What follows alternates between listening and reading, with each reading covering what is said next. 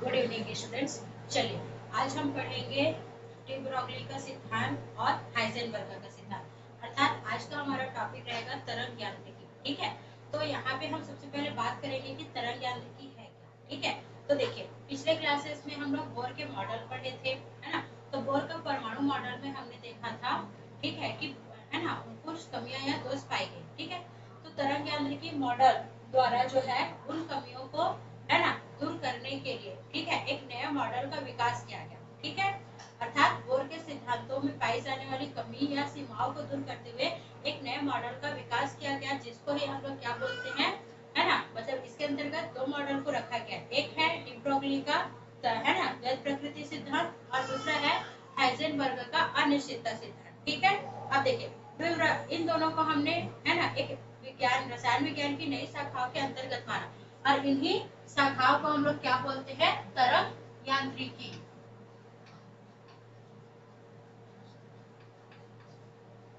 देखिए तरंग यांत्रिकी का देखिए इस सिद्धांत या इस यांत्रिकी के पहले यह माना जा रहा था कि जो एक इलेक्ट्रॉन होता है, ठीक है, या परमाणु के अंदर जो तीन मूलभूत कण पाए जाते हैं वो क्या है, एक प्रकार के कण है, मतलब उनके केवल कण स्थिति को माना जा रहा था। ठीक है, लेकिन डी ब्रोगली है ना बोर के मॉडल के है ना दोषों के अनुसार जो है यहाँ पे यह माना तरंग यांत्रिकी में यह माना गया कि इन जो इलेक्ट्रॉन होते हैं, प्रोटॉन होते हैं या न्यूट्रॉन, या फिर सीधा सीधा बोले कि जो परमाणु के मूलभूत कण होते हैं जिनमें, ठीक है, उन मूलभूत कणों में क्या होते हैं, है ना, कण जैसे गुण के साथ साथ क्या होता है, तरंगों का भी गुण पाया जाता है। ठीक है, इसलिए इस यांत्रिकी को हमने तरंग यांत्रिकी कहा। ठीक है, तो चलिए देखते हैं तरंग यांत्रिकी में हम पहला सिद्धांत पढ़ेंगे डी ब्रोगली का।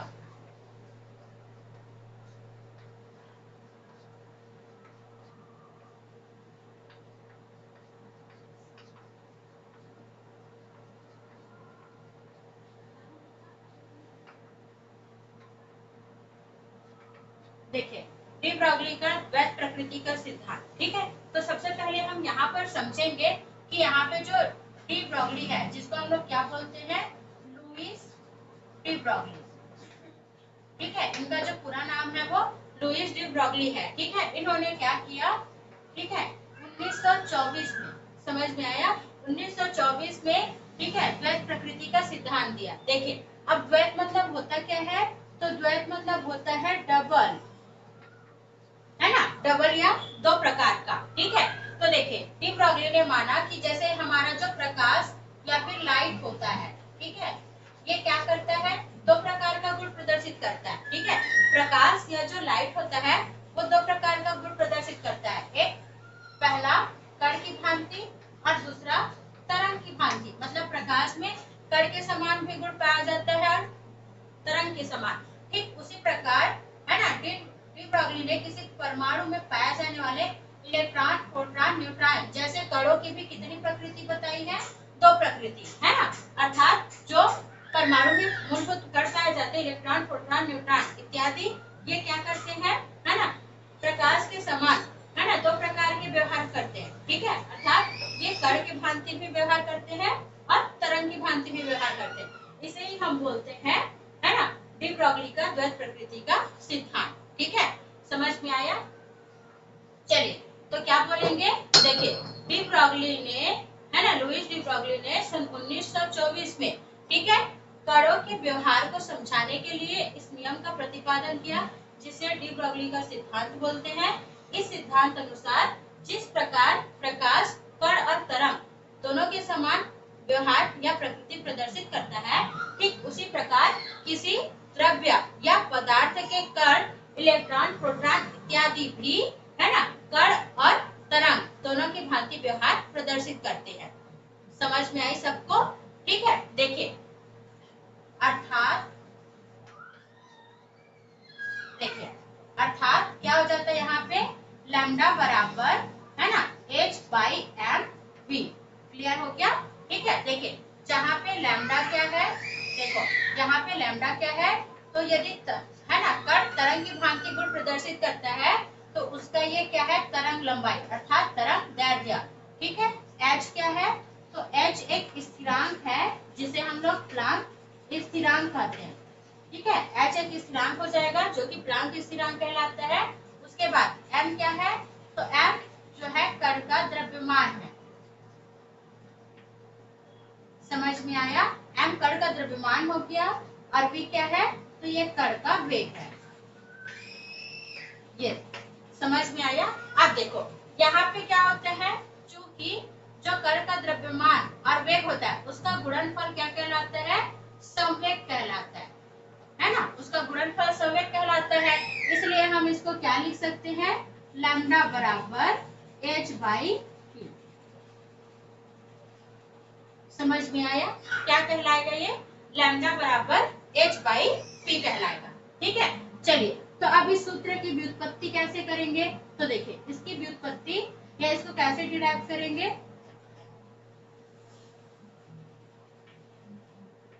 देखिए है ना, तो इसकी व्युत्पत्ति है, जैसे हम जानते हैं फोटान की ऊर्जा, ठीक है। देखिए अब फोटान किसको बोलते हैं, तो सूर्य से आने वाली ऊर्जा के बंडलों को ही, है ना, सूर्य से क्या होती है, ऊर्जा छोटे छोटे बंडलों के रूप में पृथ्वी पर पहुंचती है, जिसे ही हम फोटान कहते हैं ना। और इस फोटान की ऊर्जा कितनी होती है, तो ऊर्जा बराबर ई हो गया, है ना, और ई बराबर होता है एच न्यू।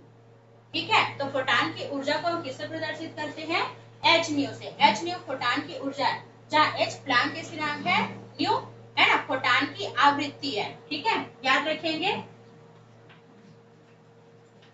क्लियर हो गया, याद रखेंगे। मान लेते हैं ये हमारा इक्वेशन फर्स्ट है ना, तो इस प्रकार से हमने इक्वेशन फर्स्ट देखा। अब देखिए, अब आइंस्टाइन समीकरण के अनुसार देखिए, आइंस्टाइन समीकरण के अनुसार,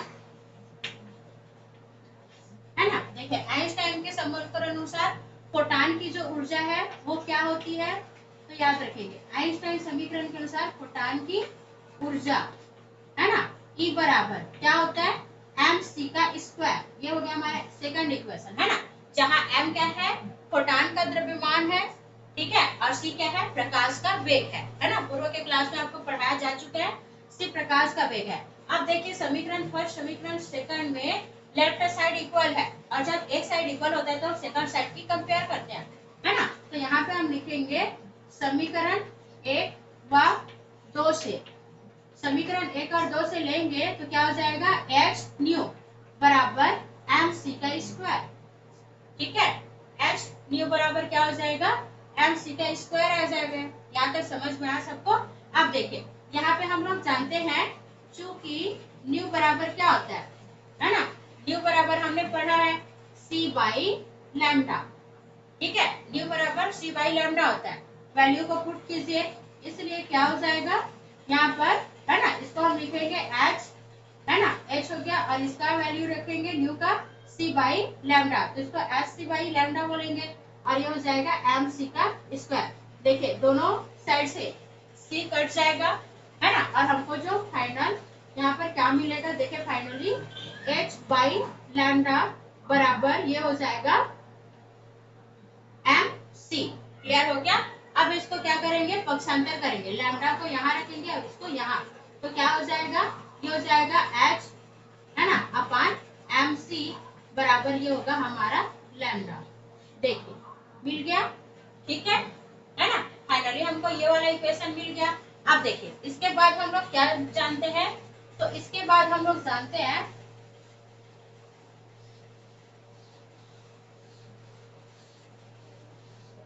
देखिए इसके बाद हम क्या जानते हैं कि यहाँ पर देखिए यदि कण का वेग c प्रकाश का वेग है ना, c प्रकाश का वेग है, और यदि हम कण का वेग देखें तो यदि कण का वेग क्या हो, v हो, है ना, प्रकाश का वेग c होता है, कण का वेग v होता है। ठीक है, तो क्या करेंगे हम c के स्थान पर v रखेंगे, तो c के स्थान पर v रखेंगे तो फाइनली हमको h बाई एम v मिल जाएगा, है ना, c के स्थान पर v रखो तो ये मिल जाएगा, है ना, और उसके बाद फिर वही चूंकि एम v बराबर संवेग v, इसलिए हमको क्या मिल जाएगा, h बराबर लैम्डा बराबर h बाई v। ये है हमारा डी ब्रॉगली का, है ना, सूत्र। मिल गया सभी को।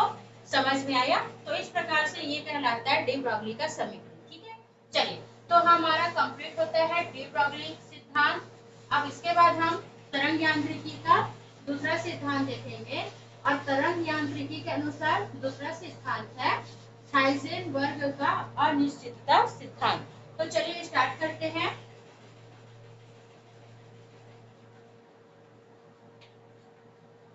हाइजेनबर्ग का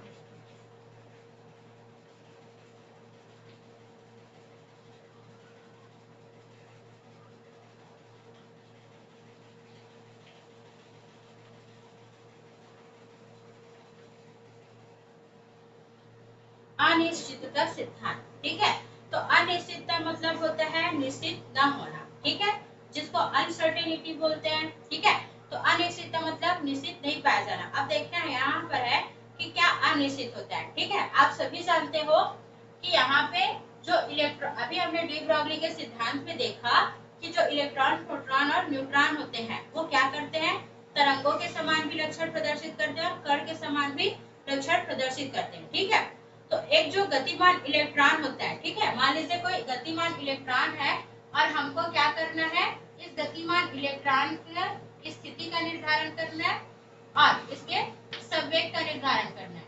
ठीक है, मान लीजिए कोई गतिमान इलेक्ट्रॉन की स्थिति और संवेग का निर्धारण करना है, तो क्या हम दोनों का एक साथ निर्धारण कर सकते हैं? ठीक है, दोनों का एक साथ निर्धारण कर सकते हैं। तो देखिए होता क्या है, जब हम स्थिति का निर्धारण करते हैं, है ना, जब हम स्थिति का शुद्धता पूर्वक निर्धारण करते हैं तो ये क्या हो जाती है, संवेग की जो अनिश्चित है ना, संवेग का जो निर्धारण होता है वो उतना ही अशुद्ध हो जाता है। ठीक है, क्लियर हो गया?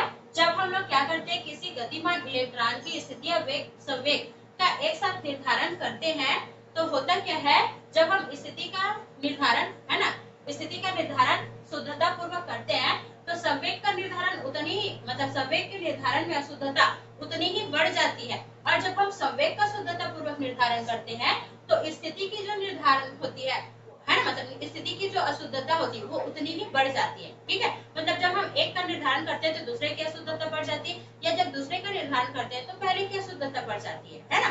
तो इससे हम क्या सीखे, इससे हमने यह जाना कि कोई गतिमान इलेक्ट्रॉन होता है या कोई गतिमान कण होता है या गतिशील कण होता है, उसके स्थिति और संवेग का हम एक साथ एक ही समय पर शुद्धता पूर्वक निर्धारण नहीं कर सकते। ठीक है, समझ में आया?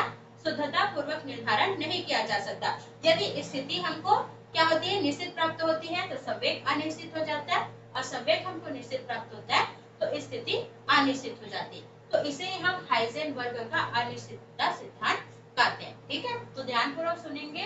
हाइजेनबर्ग ने, ठीक है, किसी गतिशील इलेक्ट्रॉन या गतिशील कण के स्थिति और संवेग को, है ना, निर्धारित करने से संबंधित एक सिद्धांत प्रस्तुत किया जिसको हाइजेनबर्ग का अनिश्चितता सिद्धांत कहते हैं। इस सिद्धांत अनुसार किसी गतिमान, है ना, कण के स्थिति और संवेग का एक साथ एक ही समय पर, है ना, शुद्धता पूर्वक निर्धारण असंभव है। जब स्थिति का मान निश्चित आता है तो संवेग अनिश्चित हो जाती है, और जब संवेग का मान निश्चित आता है तो स्थिति अनिश्चित हो जाती है। अर्थात यहाँ पे हम बोल सकते हैं del X into del P बड़ा या बराबर है h बाई 4 पाई से। ठीक है, समझ में आया? अब देखिए जहाँ डेल एक्स क्या है, तो याद रखेंगे जहाँ डेल एक्स है स्थिति, है ना, कण की स्थिति में अनिश्चितता, डेल जो है परिवर्तन को शो करता है। ठीक है, परिवर्तन को प्रदर्शित करता है, इसलिए हम लोग इसको बोलेंगे, डेल लगा मतलब स्थिति परिवर्तित हो रही है तो स्थिति में अनिश्चितता। इसी प्रकार डेल पी, पी मतलब संवेग, है ना, डेल लगा है, क्या बोलेंगे, संवेग में अनिश्चितता। क्लियर हो गया? और अगला क्या है, तो एच है, एच आप लोग जानते हैं क्या है, प्लांक स्थिरांक है। देखिए तो यहाँ पर क्या प्रदर्शित हो रहा है, यहाँ पर प्रदर्शित हो रहा है कि जो स्थिति और संवेग के, है ना, अनिश्चितता का गुणनफल होता है वो h/4 पाई के या तो बराबर होगा, है ना, बराबर, देखो बराबर होगा या तो इनका जो गुणनफल है वो h/4 से बड़ा होगा, मतलब इन दोनों की जो वैल्यू है वो h/4 से अधिक भी हो सकता है या बराबर भी हो सकता है, लेकिन कम कभी भी नहीं होता है। ठीक है, तो इस बात को आप लोग याद रखेंगे। तो ये हुआ आप लोग का, ठीक है, हाइजेनबर्ग का अनिश्चितता सिद्धांत पढ़िए, है ना, और नोट बनाइए।